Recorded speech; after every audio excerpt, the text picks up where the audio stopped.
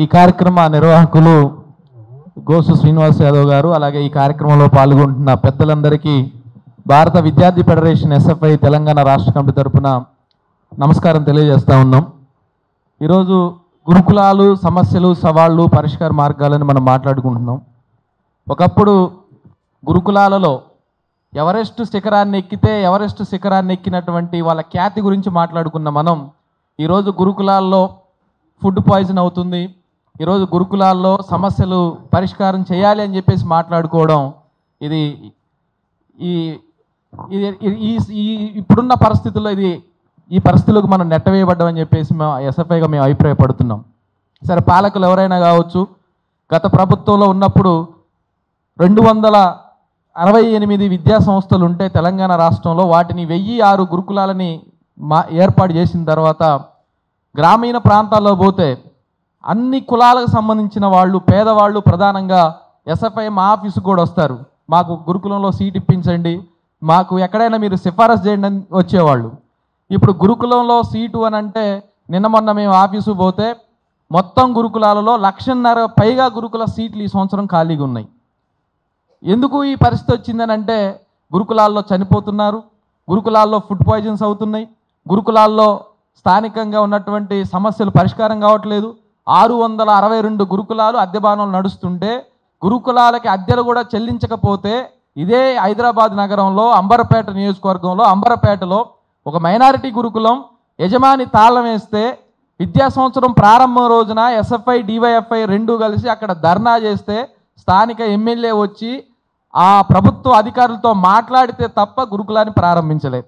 అంటే ఈరోజు ఎందుకు ఏం చెప్తున్నాం అంటే ఇక్కడ మాట్లాడితే ఇది రాజకీయం అయినప్పటికీ ఇప్పటికీ రాష్ట్రంలో విద్యాశాఖ మంత్రి లేడు, గురుకులాల గురించి ఎవరు సమీక్షించాలో తెలియదు, కింద ఆర్సీఓలు ఉన్నటువంటి వాళ్ళకి ఎలాంటి అధికారులకు ఎలాంటి రైటు లేదు, కేవలం మొత్తం గురుకులాలని అలుగు వర్షిని అని చెప్పేసి ఒక సెక్రటరీని పెట్టారు. ఆమె ఎంత ఇదంటే ఒక సమస్య చెప్తే వినడానికి పోతే అపాయింట్మెంట్ ఇవ్వదు, ఒక సమస్యను పరిష్కారం చేయమని అడగడానికి పోతే ఎక్కడా కూడా ఎలో చేసే పరిస్థితి లేదు. నిన్నగాక మొన్న మా ఖమ్మం పోతే ఖమ్మంలో మా విద్యాసంఘాలు అందరూ కారు కడ్డం పడ్డారు, పడితే ఆమె మొత్తం దొడ్డిదారిన కనీసం వినకుండా పారిపోయిన పరిస్థితి ఉన్నది.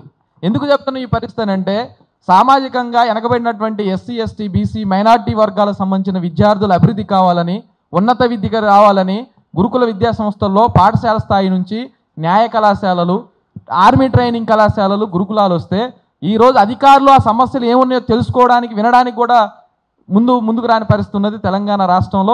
అందుకే మేము ప్రభుత్వానికి ఒక సూచనాప్రాయంగా మాత్రమే చెప్తున్నాం, ఈరోజు మీరు గురుకులాల మీద ఒక ఉన్నత స్థాయి కమిటీని ఏర్పాటు చేయండి, వాటిని విజిట్ చేయండి, ముందు వాటిలో ఉన్న సమస్యల మీద మాట్లాడండి, ఒక సమీక్షా సమావేశం నిర్వహించండి. ఎందుకంటే పేద విద్యార్థులు, ఇంట్లో కనీసం సరిగా తిండి తినలేనటువంటి విద్యార్థులు, చదువుల్లో ముందుండాలని చెప్పేసి చదువుల్లోకి ఎదగాలని చెప్పి కోరుకుంటున్న విద్యార్థులు ఈరోజు చాలామంది తీవ్రమైన ఇబ్బందులు పడుతున్నారు.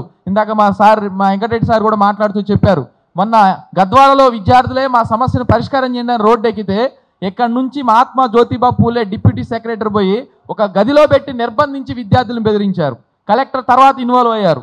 కానీ ఒక సెక్రటరీ మీరు రోడ్డు ఎందుకు ఎక్కుతున్నారు, సమస్యలు వస్తే మాకు ప్రభుత్వం నుంచి ఫోర్స్ ఉందని చెప్పేసి ఎక్కొద్దని అధికారులే విద్యార్థిని నిర్బంధించి బెదిరించే పరిస్థితుల్లోకి మనం నెట్టవేయబడ్డాం అని అంటే ఎలా ఇట్లాంటి సాధ్యమవుతాయి? ఇంకో పక్క గురుకులాలను అభివృద్ధి చేయకుండా, అద్దెగట్టకుండా యంగ్ ఇండియా స్కూళ్ళ పేరుతో మేము ఇంటిగ్రేటెడ్ గురుకులాలను తీసుకొస్తామని ప్రభుత్వం చెప్తుంది.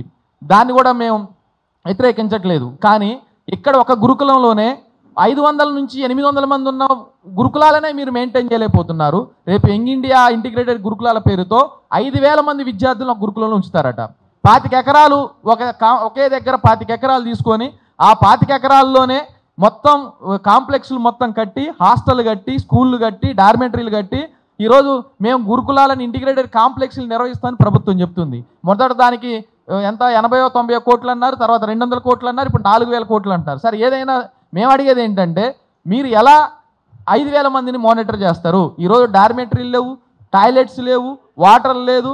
నిన్న మొన్న ఒక జర్నలిస్ట్ మిత్రుడికి నేను చూపెట్టాను ఫోటో, ఒక గురుకులంలో ఇక్కడే పక్కనే రంగారెడ్డి జిల్లాలోనే ఒక గురుకులంలో ఉదయం 3:30 గంటలకి అబ్బాయిలందరూ లేచి లైన్లో నుంచోవాలి బకెట్ పట్టుకొని. ఎందుకంటే 3:30 నుంచి వాళ్ళు లెగిస్తే తప్ప వాళ్ళకి 8 గంటలకే క్లాసులు పెట్టారు. ఒక అశాస్త్రీయమైన ఈరోజు టైం తీసుకొచ్చారు.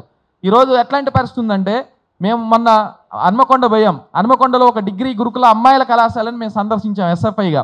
వాళ్ళు ఏం చెప్తున్నారంటే, అన్న మాకు 8 గంటలకే క్లాసులు స్టార్ట్ అవుతాయి, రాత్రి 9:30 గంటల వరకు క్లాసులు ఉంటాయి మాకు.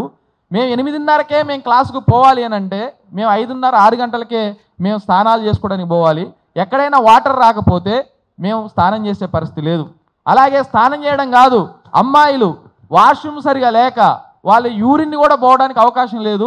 ఈ సందర్భంలో ఒక 2 అమ్మాయిలకి కడుపు నొప్పి వచ్చింది, డాక్టర్ దగ్గర తీసుకెళ్తే వాళ్ళు చెప్పింది ఏంటంటే, మీరు ఎట్లనే ఉంటే మాత్రం రేపు మీకు పిల్లలయ్యే అవకాశం లేదు, మీకు యూరినరీ సమస్యలు వస్తాయి, ఇంకా కిడ్నీ ప్రాబ్లమ్స్ వస్తాయి అని చెప్పి డాక్టర్లు చెప్తున్న పరిస్థితి ఉన్నది. అంటే మీరు ఎందుకు ఈ సమయం పెట్టారు?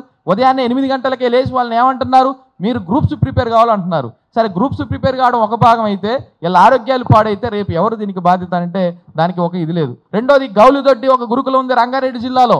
గౌలుదొడ్డి గురుకులంలో ఒకప్పుడు నీట్ కోచింగ్ ఇచ్చేవాళ్ళు, కార్పొరేట్ స్థాయిలో డాక్టర్లు, ఎంబీబీఎస్, ఐఐటి సీట్లు కొట్టి ఈరోజు ఢిల్లీ పోతే, ఢిల్లీ యూనివర్సిటీలో స్టీఫెన్సన్ కాలేజీలో, ఢిల్లీ యూనివర్సిటీలో ఎక్కడైనా మేము అప్పుడప్పుడు ఢిల్లీ పోతే, జేఎన్యూ పోతే కూడా తెలంగాణ అంటే తెలంగాణ మేము పలానా జిల్లా అన్నా, మేము పలానా గౌలుదొడ్డిలో చదువుకున్నాం, సిలుకూరులో చదువుకున్నాం వాళ్ళు చెప్తారు మాతో మాట్లాడుతున్నప్పుడు. కానీ ఈరోజు గౌలుదొడ్డిలో ఉన్నటువంటి తల్లిదండ్రులు ఈరోజు బయటకు వచ్చి ధర్నా చేశారు. ఎందుకు ధర్నా చేశారని అంటే, 90% మార్కులు వస్తేనే అక్కడ ఉంచుతారట, లేకపోతే వేరే గురుకులాలకు మారుస్తారట. మరి 90% మార్కులు తెప్పించాల్సిన బాధ్యత ఎవరిది?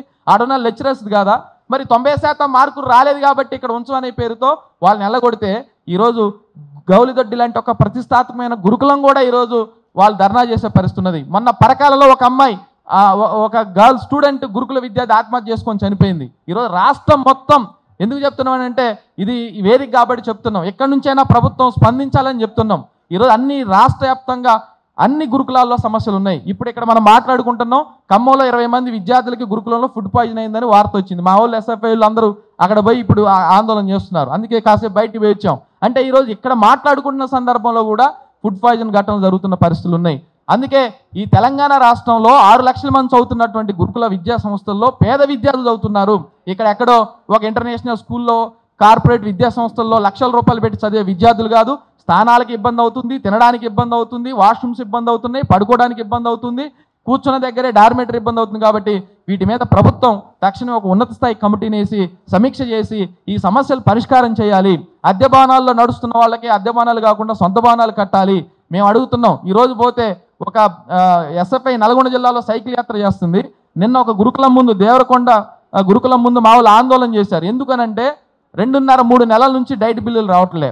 రోజు వాళ్ళకి ఏం పెడుతున్నారు? నీళ్ళ చారు, పప్పన్నం, నీళ్ళలాగా ఉంటుంది. ఒక 2-3 లీటర్ల పాలు తీసుకొని నీళ్ళ మజ్జిగ పెడుతున్నారని ధర్నా చేశారు నిన్న. చెప్తే ఎందుకనంటే సమస్య వాళ్ళు చెప్పేది డైట్ బిల్లులు అంటున్నారు. మేము అడుగుతున్నాం, ఏ ఒక్క ఎమ్మెల్యేకైనా మంత్రికైనా 1 నెల పెండింగ్ ఉందండి మీ జీతం? ఏ ఒక్క ఎమ్మెల్యేకి 1 నెల పెండింగ్ ఉండదు జీతం, మంత్రి 1 నెల పెండింగ్ ఉండదు జీతం. కానీ ఈరోజు విద్యార్థులకు ఎందుకు మీరు 3 నెలల నుంచి డైట్ బిల్లులు ఇవ్వట్లేదు? డైట్ బిల్లులు ఇవ్వమంటే ఎందుకు ఇవ్వట్లేదు? కాబట్టి ఈ అన్నింటి మీద ఒక పరిష్కారం చూపెట్టాలి అని అంటే నిధులు ఇవ్వాలి, ఒక ఉన్నత స్థాయి కమిటీని సమీక్ష చేయాలి. వాటితో పాటు ప్రాథమికంగా వైద్య సదుపాయం కల్పించాలి. ఇప్పుడు సీజనల్ వ్యాధులు వస్తున్నాయి కాబట్టి వైద్య సదుపాయం కల్పించాలి. హాస్టల్లో చదువుతున్న విద్యార్థులందరికీ ఉచితంగా అన్ని రకాల సౌకర్యాలు కల్పించి వారిని ఉన్నత విద్యావంతులుగా తీర్చిదిద్దే ప్రయత్నం చేయాలని ఈ సమావేశంలో తీసుకునే నిర్ణయాలకి ఎస్ఎఫ్ఐగా మేము కూడా రేపు భవిష్యత్తులో ప్రత్యక్ష కార్యాచరణ ఉంటామని తెలియజేస్తూ ధన్యవాదాలు.